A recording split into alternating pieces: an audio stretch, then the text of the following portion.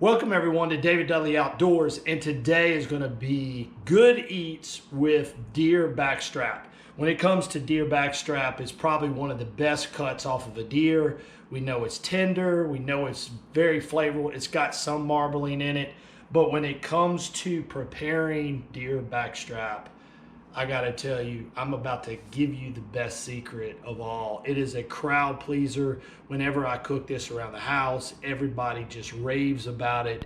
And now you're gonna be able to do it in your own home with these simple instructions. So let's start with the backstrap. So when it comes to the backstrap, you're gonna have what they call silver skin on the back. You're not gonna want any of this in your cuts when you're done. So we're gonna eliminate the silver skin with a fillet knife, just like this. When making the cuts for this recipe, you're gonna go about 1/4 of an inch to 3/8 of an inch. There's really no science to it. You're gonna come in, turn your blade out, and see how we're leaving the silver skin. So again, you're gonna come in, turn the blade out, and the silver skin is being left behind. Now, once you've cut the deer backstrap and you have your pieces here, I'm going to show you something, and this is not for making this tender. I'm going to use what they call a meat hammer. This is tender in itself. Yes, guys, I know it's just fabulous like this.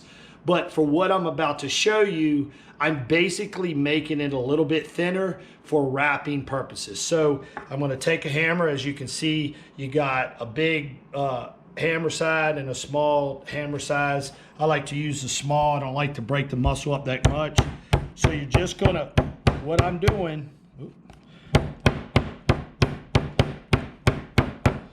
now see how I made that a lot bigger and thinner like this?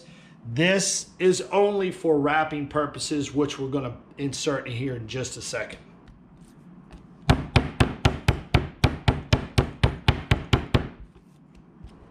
Now that we have basically enlarged the cuts just a little bit larger, okay? It's not for tenderizing, but it's already tender, like I mentioned. We're just making it a little bit larger for the wrapping. Now, when it comes to seasoning, okay? Seasoning, basically all you need is a Ziploc bag. I am, and they're not a sponsor of mine, Dale Seasoning. This is a phenomenal seasoning marinade that you can get. I'm just going to get Dale Seasoning and a large Ziploc bag. And I'm going to measure it about like that. I don't know. Now, two options you can do. You can either individually put garlic on each one of these. Is one of the seasonings I like. But the other seasoning I like is liquid smoke. I've become a big fan of that. So we're going to add about that much liquid smoke. I don't know what that is. But here's what I'm talking about when it comes to seasoning. I'm going to take some garlic. We all like garlic on it. But I'm going to go ahead and add it into the marinade. And I'll show you, I'll explain to you why in just a second. We're going to take pepper. I'm going to add pepper in there. You don't need salt, okay? And the reason I say that, Dale Seasoning has a lot of salt in it. So the reason I'm doing this now, I'm shaking it up, mixing up all the seasoning within it. Now, while we're getting ready to start cutting into the vegetables, I'm going to simply take the backstrap off of the whitetail deer, and I'm going to have it in here. I'm going to shake it up, let it marinate. You don't have to let this stuff marinate overnight. It's thin slices. We've kind of tenderized it a little bit. The marinade gets in it real quick. So set this aside. Now when it comes to peppers, guys, I'm a huge pepper fan. You're going to have your typical yellow bell pepper, orange, red. These have no heat to them. You got your jalapenos. You got your anthem peppers. So basically when it comes to peppers, this is something that you're going to want to do while that's marinating. Simply take it, cut it out. You can leave the seeds in it if you want. Some people are seeds.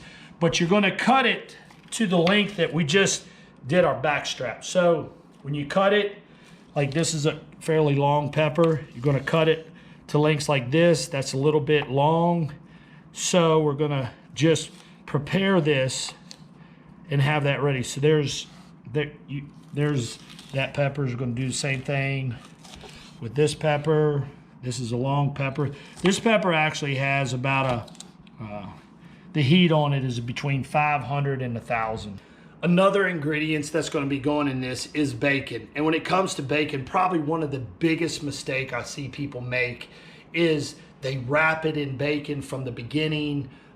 Basically, it ends up looking raw. I love crispy bacon. I think the majority of people do. Bacon can take a long time to cook, especially when you have a thin cut like this. So what we're gonna do is we're gonna take and make what they call dry bacon.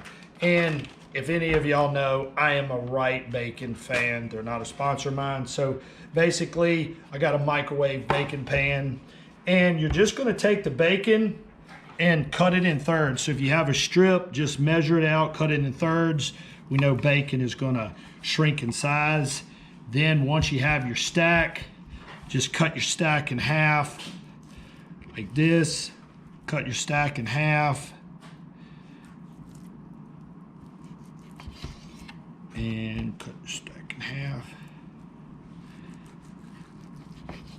All right, once you have your stack cut in half, just simply lay it out in the microwave.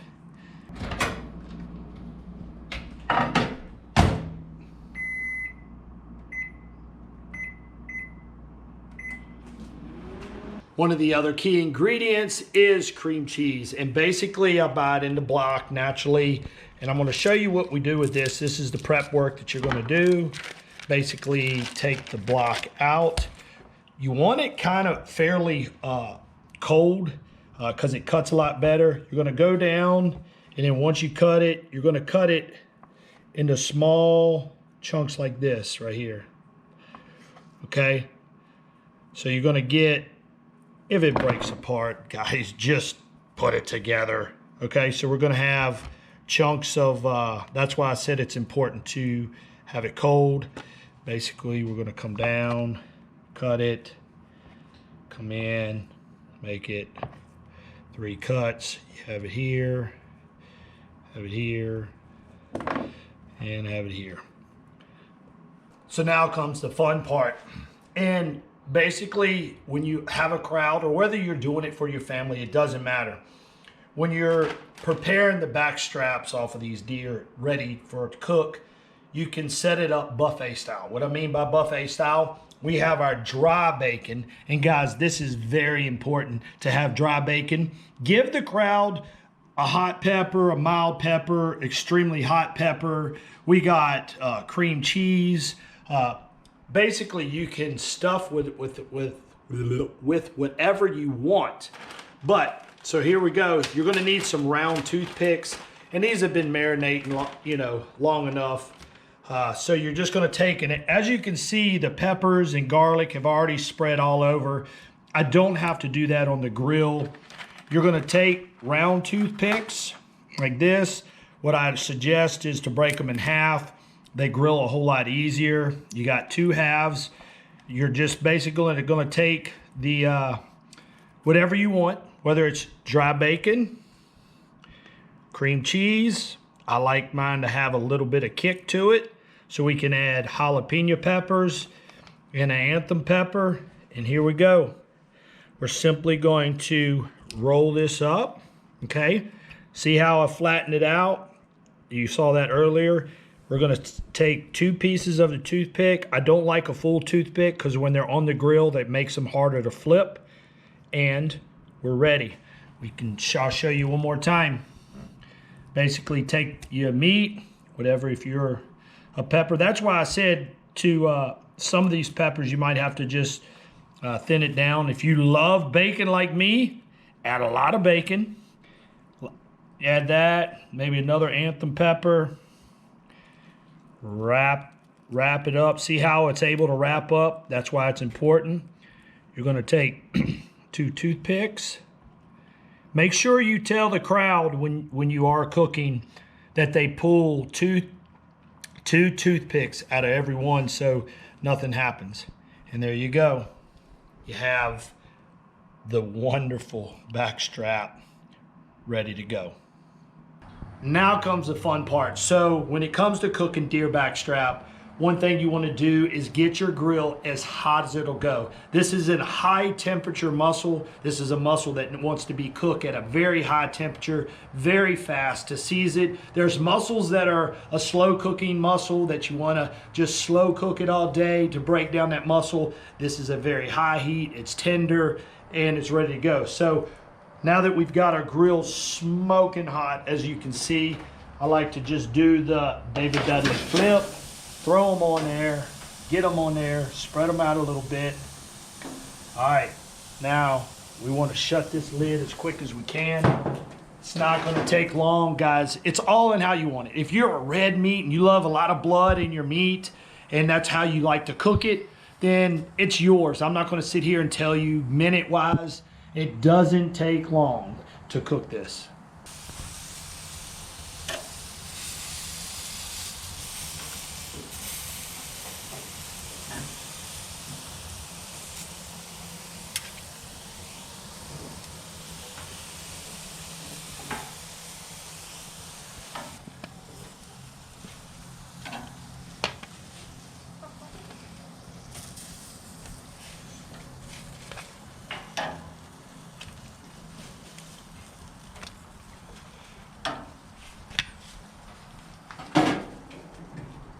All right, so here's the final touch that just adds the bang. I mean, these are delicious in themselves, but one thing I love to do is get butter, okay?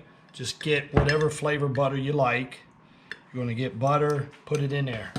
Then I'm gonna add a little bit of basil. Just a little bit of basil. And then I have shredded Parmesan cheese that we're gonna add after we heat it up. So we're gonna heat this up. Okay, now that we have the butter with a little bit of basil, we're gonna stir that up a little bit. Then we're gonna add the Parmesan cheese into the butter after we've heated it up.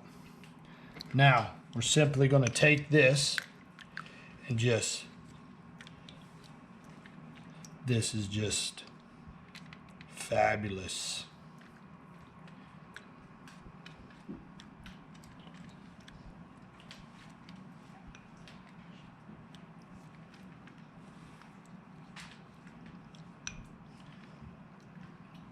All right, guys, I hope you have enjoyed this video. I hope you enjoy this with your family, friends, invite them over, create this together, use dry bacon, follow the ingredients. It's been a lot of thinking in behind this. It's a great way to gather around, tell stories, whether you're hunting stories, fishing stories, it doesn't matter. It's a great thing to do to invite people over. Guys, I appreciate you subscribing, liking, commenting, and I appreciate you guys who comment who don't like to eat meat.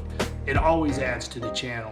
Whenever you comment, it helps my channel grow. So, for all you meat lovers, I'm giving you the double outro.